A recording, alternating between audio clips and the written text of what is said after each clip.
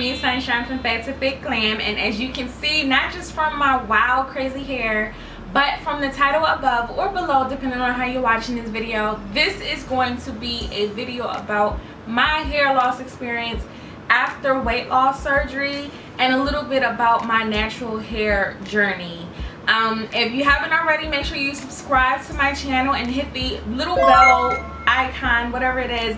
That way you can make sure that you get alerts for exactly when I upload my videos. And if you watch this video and you like it, make sure you thumbs it up. And if you think that this video will help someone else, definitely share it, because sharing is caring and we care to share, right? Okay, so as I said before, this is going to be about my hair loss after weight loss surgery. And I posted a picture of this big old heaping clump of my hair that I recently got at my last wash day, and I posted it on Instagram, and I asked my followers, hey followers, I love y'all, and I love my subscribers too, I love all of y'all.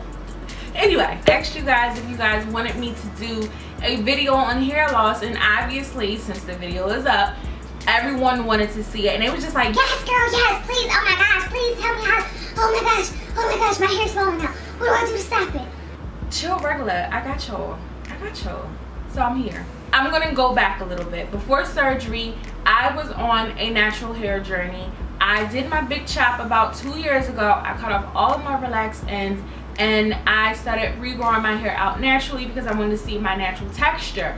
And midway through my research prior to surgery, doing my research on the surgery, I found out that one of the common side effects of weight loss surgery, regardless if it's bypass or the sleeve or anything else, is that most people do suffer from hair loss. And child, when I say I almost turned around and was just like, I'm gonna just be fat forever because I ain't finna be bald headed for nobody. But as you can see, I had my surgery and I am kind of thin up here, and I know my hair gives the appearance that it's nice and full, and I won't even lie, like my hair is still full, but it's not the full that I had prior to surgery. And here's a picture of my hair right before surgery, and as you can see, it's like really thick and like full, and it's like a lion's mane, and yeah, it's just beautiful. I don't have any pictures of my hair during the beginning phases of my hair journey when I first big chopped, leading up to that picture I just showed you, simply because the phone that I had during that time was really crappy and my whole memory card got wiped out, and all of my hair journey videos and pictures that I might have had from then are all gone. So I only have like pictures from right before my surgery. But yeah, so my hair was like really nice and thick, and like now I feel like it's definitely much thinner. Like, and then besides it being thinner, I literally have like no edges now. Like you can see where it's been growing back or whatnot, but let me tell you, like 2 months ago it was smooth. It was like Slick City. Like you could hear like the loudest smack on my edges if I pop my edges. Like like I know it makes no sense, but it was just like nothing but scalp right here.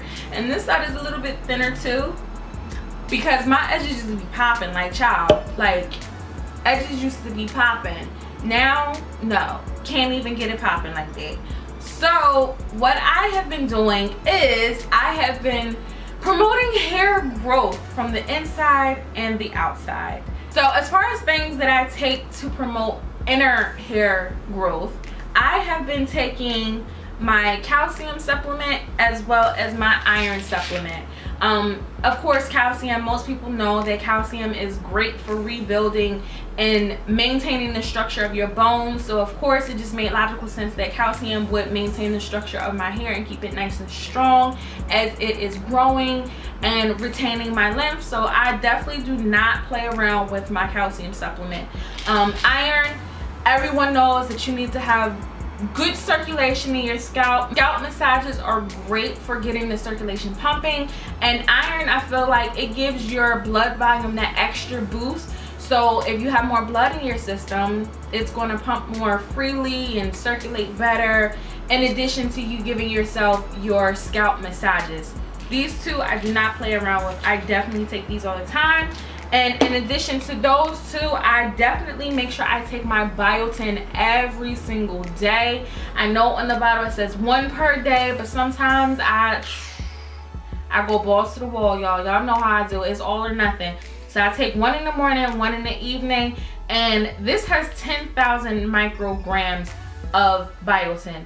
Most people only get about like maybe 5,000 micrograms of biotin. No, I need all that I can get. And as far as I've found, 10,000 micrograms is the largest amount that I can find in one biotin supplement. So this is something I definitely take. This is good for skin, hair, and nails. And let me just tell you this, if you know nothing about biotin, some people have said that out of the skin, the hair, and the nails, 2 of them will benefit from the biotin and 1 will just be like, girl, no, we're not cooperating. And for me, the one that's not cooperating is my skin. As you can see, today is not a full slaughter the town slay day, okay? Like, my face is not beat. This is how I am on a regular basis when I'm not on YouTube and when I'm in my regular life. Sometimes you just gotta let your skin breathe, and my skin is acne prone as it is. I'm 28 years old and I'm still suffering from moderate acne, and as you can see, I have hyperpigmentation on my face and on my neckline, and it kills me. But what are you gonna do? So what I do to combat the acne that I suffer from probably as a result from the biotin is I try to flush my system as much as possible and get as much fluids in, and that in turn keeps me hydrated. And when your body is hydrated, it works like a well-oiled machine, and it makes everything else work smoothly, including hair growth. So those are my 3 supplements: the biotin, the iron, and the calcium. They are a must-have, I feel, for my hair regimen. So in addition to those supplements, I also do some things on the outside to promote my hair growth, because I really feel like I need my hair thicker. Has my hair grown in length since I've had surgery? Yes, it has. Let me just show you. Let me give you a little bit of a length check. So my hair comes down past my crucifix. And prior to surgery, I'll post a picture right here of where it came, and it came a little bit above, like right here, prior to surgery. And I'm like 7 months out, almost 8 months out from surgery. So my hair is growing, but the thickness of my hair has definitely changed. Like, I can pull all of my hair back, and I just feel like my ponytail, it looks puffy, but it's very thin. So for me, knowing what my normal hair density and thickness is, I feel like it could be a whole lot thicker. Don't get me wrong, I thank God that I still have hair, because some people unfortunately don't have a whole lot of hair left on their head. So I am thankful for what I do have. However, I am still going to work hard to maintain it, as well as promote more growth. And as far as promoting more growth on the outside, here's what I do. So a lot of you guys know what castor oil is. If you don't know what castor oil is or some of the benefits of it, it definitely helps promote hair growth. This castor oil is cold pressed and cold processed. One of the essential things that you want to make sure that your castor oil is, simply because when you add heat to your castor oil, it kind of burns away the beneficial things in it that helps promote the hair growth, which is kind of why I stray away from Jamaican black castor oil. I mean, I've tried it, but I don't feel like it's as potent as this is. And my personal preference works a little bit better for me. And when I oil my scalp, I tend to use like a little like a bottle like this, something with a nozzle, and I pour it in there and I go row by row down my scalp. And then once I've oiled each section of my scalp, I go in and I get up under there and I just massage my scalp. And sometimes I do the inversion method and I flip my head over and I do my scalp massages like that. And that really helps a whole lot. It gets like your blood flowing. And when you have that circulation going on and that blood flowing up there, that gets the engine running on hair growth. Ooh, see, my scalp itches right now. Ooh, child. So another oil that I love and I swear by is this oil, Wild Growth Hair Oil. This is a throwback. I remember back in the day, like my sister had a bottle of this in her cabinet, my mom had a bottle of this, and I think a couple of my aunties had this. Like, this is a throwback. And when I say like this oil is really potent, You have got to be careful with this, especially for me myself, like me being acne prone as it is. This oil is very potent because it has essential oils in it, and if I use too much, not only will it irritate my scalp, but it will kind of like, the oil will run down my face and I will break out so bad, so bad. And I learned the hard way, and I just don't want you guys to encounter something like that. So if you do use wild growth hair oil, make sure that you literally read the directions. All of this stuff on here is the directions. You want to pay attention to this. You do not want to oversaturate your scalp with this, because like I said, it has essential oils, and if you know anything about essential oils need to be diluted because they will irritate you and could possibly cause an allergic reaction. So definitely use this at your own risk. Definitely do your research. Definitely follow the instructions on this. But if you do get it to work for you, it will work for you. Trust me, I had about 4 inches of growth in as many months. I had 4 inches of growth in 4 months when I first did my big chop. And I really wish I still had those pictures, but child, when I say like this oil is potent, it's so potent.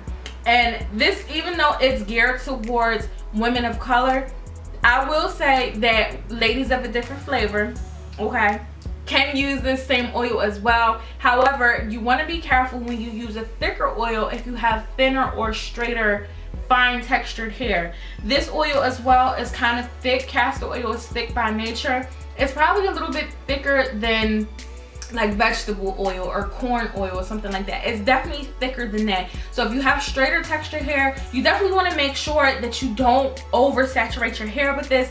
A good tip is to, even if you have like natural hair or hair of African descent like how I do, sometimes I like to mix my oils and my conditioners and do a deep condition, and then that way I leave it on my scalp long enough while it's in the conditioner to penetrate my scalp and my hair follicles, but then I rinse it off later, so that way it doesn't make my hair all greasy and weigh it down, and I still get, like, you know, some flow. Some Becky flow. So yeah, definitely don't go overboard with the oils, because again, they are really thick, they are very heavy. If your hair is more of a kinky curly type of texture like mine, you'll probably be able to tolerate it a little better. But again, ladies from a different flavor, you want to definitely use these oils much more sparingly, and mix it with a conditioner. Do a deep conditioning and just wash it out. And if you find that your hair is still weighed down from the oil being in your conditioner, you might even need to do like a mild shampoo rinse or something like that. Like use some baby shampoo. That way it cuts down the buildup of the oil on your hair follicles, because if your hair is like a straighter texture, your hair won't have any movement if it's weighed down. So, and it's okay if your hair doesn't have the oil on it anymore, because what you want the oil to penetrate is not necessarily the hair strands. You want it to penetrate your scalp, because that's where your hair grows from. Your hair grows from the scalp, from the hair follicle. So as long as the oil is